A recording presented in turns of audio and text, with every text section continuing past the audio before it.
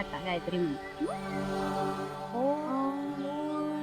स्वः तस्य वितुर्वरेण्यं भर्गो देवस्य धीमहि धियो यो न प्रचोदयात्. ॐ भूर्भुवः स्वः तस्य वितुर्वरेण्यं भर्गो देवस्य धीमहि धियो यो न प्रचोदयात्.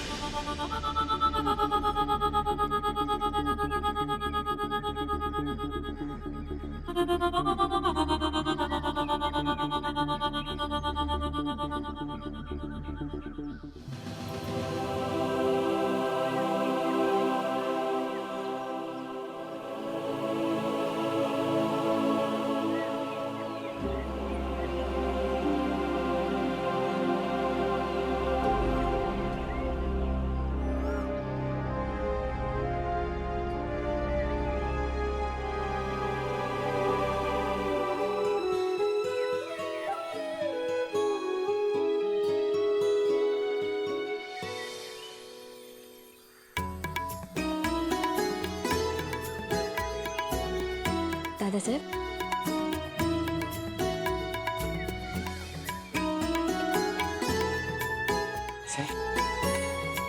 ये.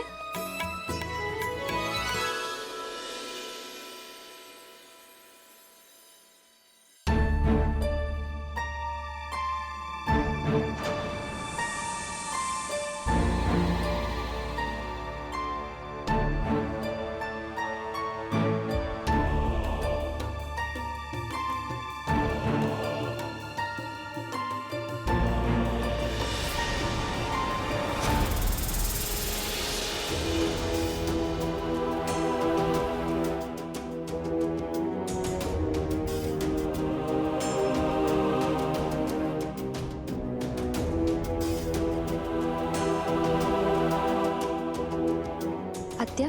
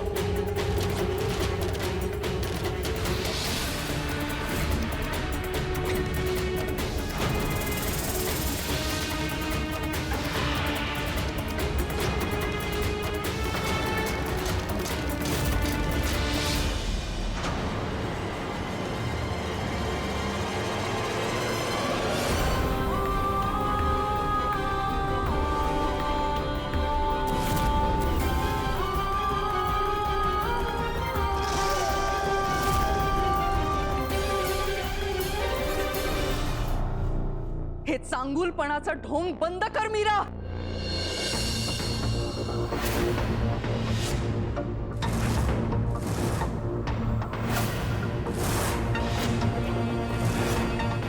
इतके दिवस माझ्या पोटात शिरून राहिलीस, गोड बोलून माझ्याकडून इथल्या सगळ्या गोष्टी समजून घेतल्यास आणि त्याचाच वापर करून घरातल्या सगळ्या माणसांना वश करून पाहतीस तू. हा,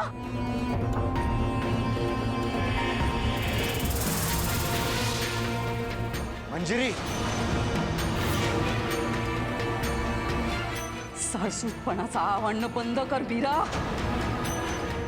अंबिका सगळ्यांच्या आधी उठायची, पूजा करायची, सगळ्यांना धूप आरती द्यायची, हे मीच सांगितलं होतं ना तुला.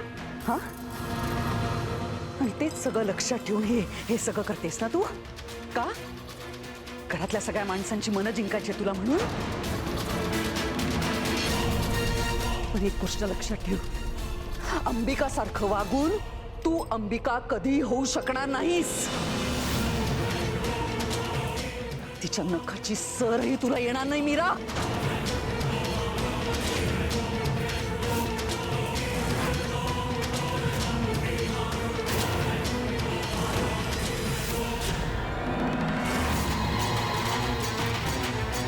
आईसाहेब, हे बघा. गप्प बस, गप्प बस तू. एक शब्दही बोलू नकोस.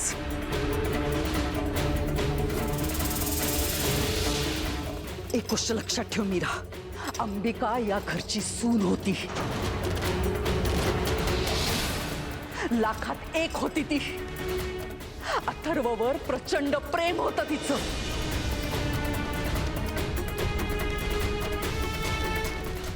सून म्हणून या घरात मानाने आली होती ती, तुझ्यासारखी फसवून नाही.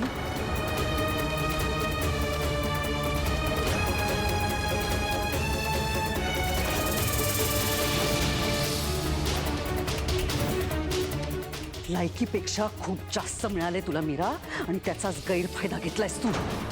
माझ्या प्रेमाचा, माझ्या विश्वासाचा गैरफायदा घेतलायस तू मीरा. नाईलाज आहे म्हणून तुझ्यासारख्या धूर्त मुलीला या घरात कणभरही जागा मिळणार नाही. माझा नाईलाज आहे म्हणून, नाही तो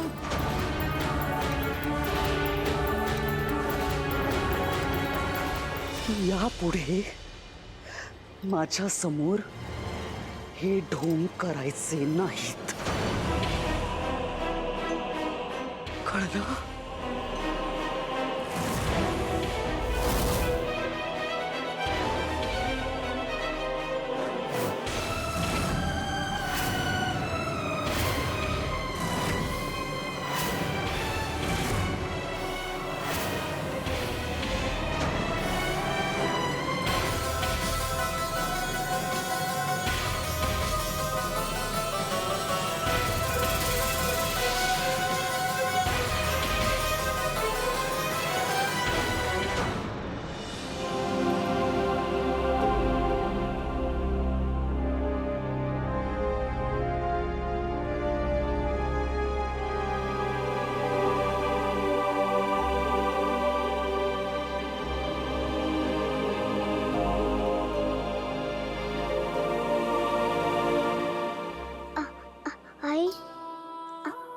आजी वाईट आहे ना ग. वेदा, आपल्या आजीबद्दल असं बोलतात. एक गोष्ट ना लक्षात ठेव, आईसाहेब रागात काहीही बोलल्या ना तरी त्यांचं आपल्यावर खूप प्रेम आहे. त्यांचा खूप जीव आहे तुझ्यावर, कळलं?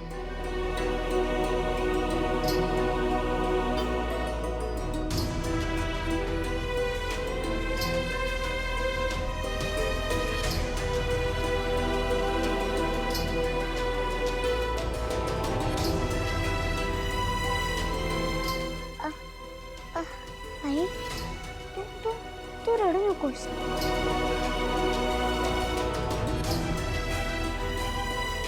मी आहे ना तुझ्यासोबत.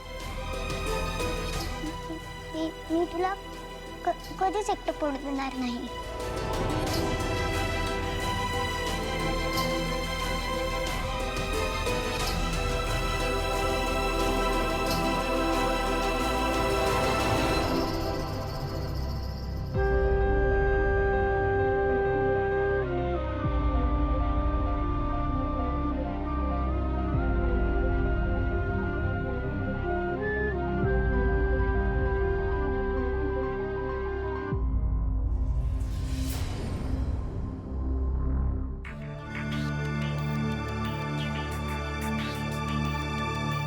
मंजिरी, काय होतंय सगळं? तू स्वतः पूजा अर्चा करतेस ना, मग मीराच्या पूजेचा असा अपमान करायची काय गरज होती तुला? हा?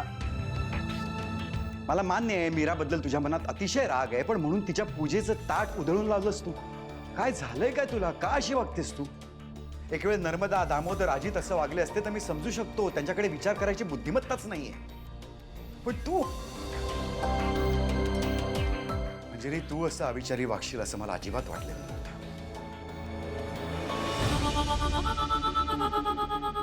तुम्हाला माझं वागणं चुकीचं वाटतंय, आणि त्या मुलीचं काय? तिने आपल्या सगळ्यांनाच फसवलं याचं काहीच वाटत नाही तुम्हाला?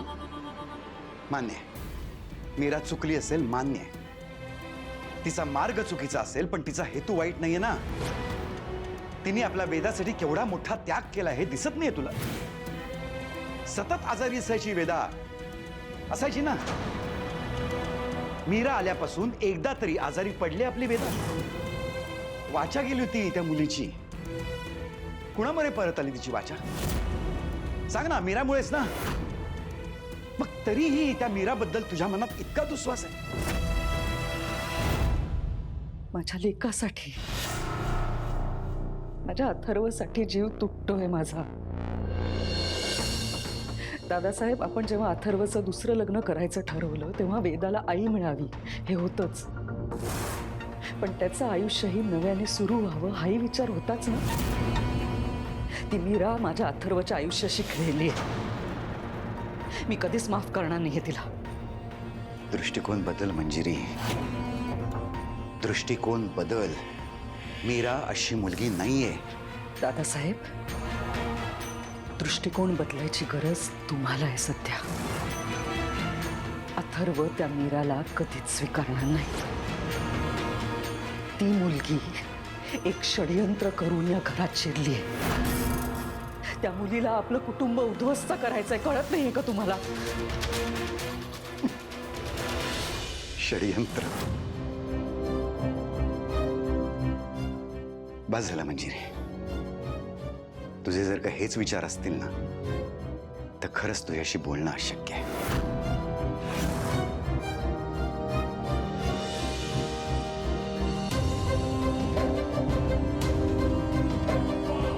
एकच सांगतो, लवकरच कळेल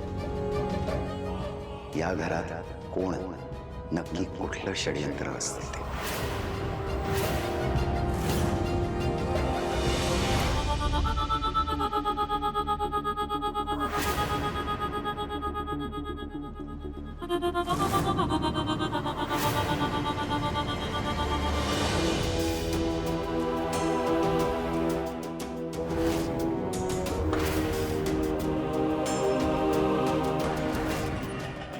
अंबिका सारखं वागून तू अंबिका कधी होऊ शकणार नाहीस.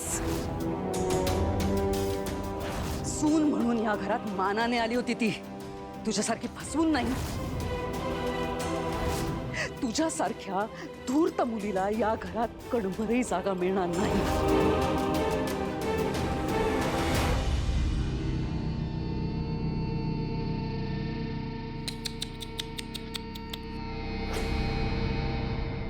काय ना माया, ऐकलंस ना तू? या घरची सून म्हणून मिरवत असणारी ही भिकारडी, केवढा मोठा अपमान झाला तिचा. तिला सून मानत नसलेल्या सासूने म्हणे वाभाडे काढले तिचे. हो ना. नाही, मला तर हेच पटत नाही की एकतर फसवून लग्न केलं आणि इतकी निर्लज्ज बाई इतक्या मोठ्या घराण्याची सून कशी असू शकते. तुम्हाला माहितीये का आत्या, काय? जी दुसऱ्याचा नवरा चोरते तिला काय म्हणतात? हडळ असं म्हणतात तिला.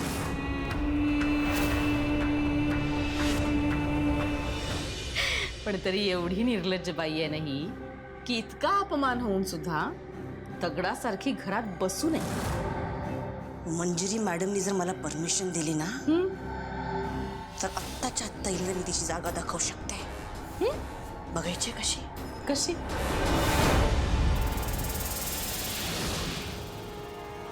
मग बघाच. काय काय मीरा, खूप तोंड चालतं तुझं. असंच हात पिरगळलेलास ना माझा? बोल ना. त्या वेदासमोर चरात चरात तोंड चालवत होतीस, काय झालं? आता कुठे येईल ताकद? बोल ना. की तोंडाला कुलूप लावलंयस आता? बोल बोल. कुठे गेली ताकद? बोल ना. हं?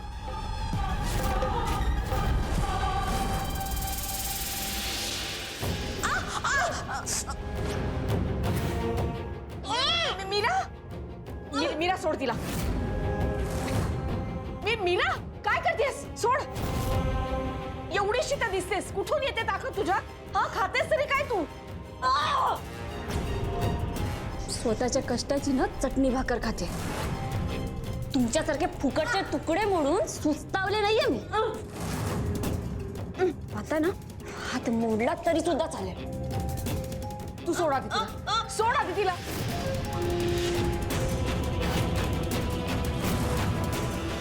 मीरा तिला दुखतंय, तू सोड. वेदा बाळा,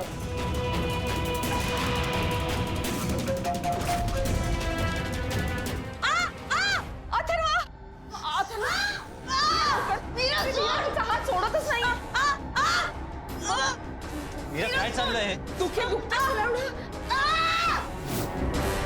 अथर्व सांग ना तिला हात सोडायला. मीरा हात सोड मायाचा.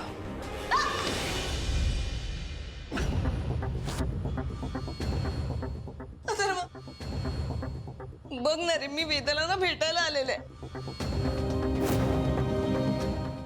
पण ही म्हणते की आता वेदाला भेटायचं सुद्धा नाही.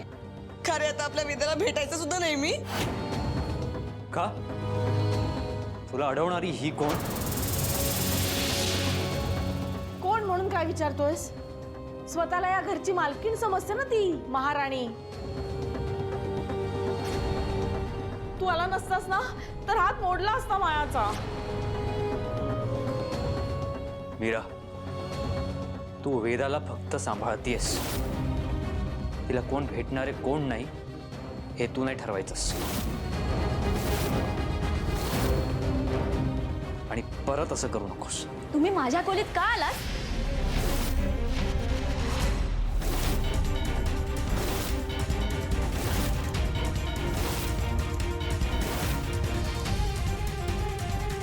काय? ही वेदाची रूम आहे. वेदाची रूम तुझी रूम कधीपासून झाली? जेव्हा मी वेदाची आई झाले ना तेव्हापासूनच. जा तुम्ही.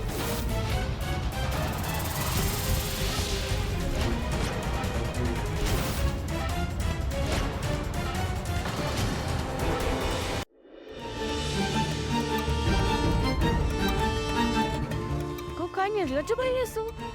तूच काय त्याला जायला सांगतेस? मीरा, ह्या रूम मध्ये यायला मला तुझ्या परवानगीची गरज नाहीये. मग आहे. तुमच्या खोलीत यायला मला परवानगी नाहीये ना? अगदी तसंच वेदा या खोलीत नसताना तुम्ही या खोलीत यायचं नाही. तू काय नॉनसेन्स बोलतेस? तुला कळतंय? तुम्हाला सेन्स आहे ना? तुम्हाला कळतंय ना मी काय म्हणते ते? मग जा, वेदा आल्यावर या. हे तू ठरवू शकत नाहीस मीरा. ठरवू शकते, कारण तसा अधिकार मला दिलाय. तो अधिकार मी तुला दिलेला नाहीये. तो अधिकार तुम्ही द्यायची गरजच नाही. इथे राहायची परवानगी मला दादासाहेबांनी दिली. आणि तुम्हाला खरंच काही प्रॉब्लेम असेल ना तर तुम्ही दादासाहेबांना जाऊन भेटा.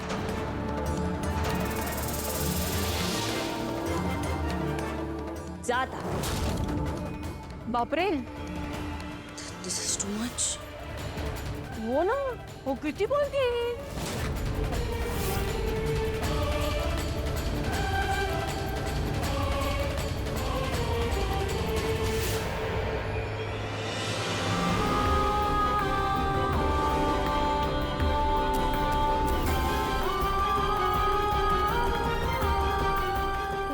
रागाच्या भरात मी काय बोलून गेले? मूर्ख मीरा.